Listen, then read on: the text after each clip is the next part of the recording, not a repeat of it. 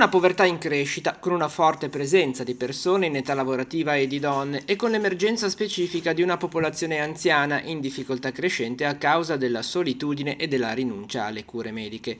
È il quadro che emerge dal rapporto 2025 sulla povertà curato dalla Caritas diocesana di Genova.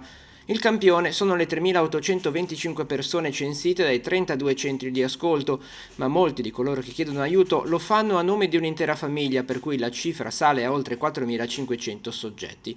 Del totale, il 56% sono donne e il 44% di nazionalità italiana.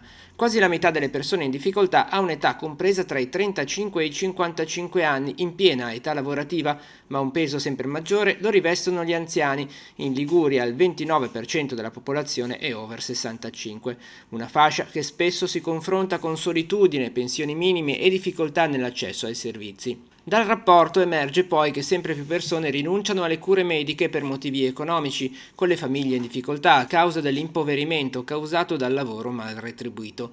Si amplia anche la forbice sociale, ovvero la distanza sia economica sia numerica tra chi ha tanto e chi ha sempre meno. La povertà non è una casualità.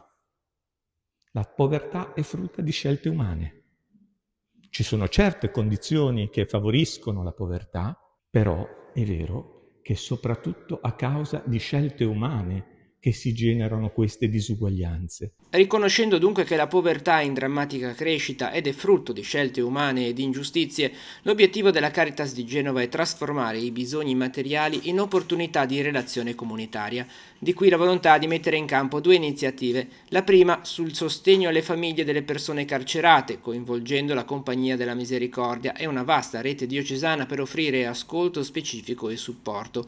La seconda, chiamata Progetto ROT, affronta il fenomeno del lavoro povero e coinvolge enti come Caritas, ACLI e Fondo Antiusura, concentrandosi sull'aiuto alle famiglie con reddito ma in difficoltà a causa di spese straordinarie. Sono semplicemente due forme di attenzione, ma due forme di attenzione che vogliono andare in questa direzione, no? Dare risposta a questa domanda: dov'è la vostra speranza?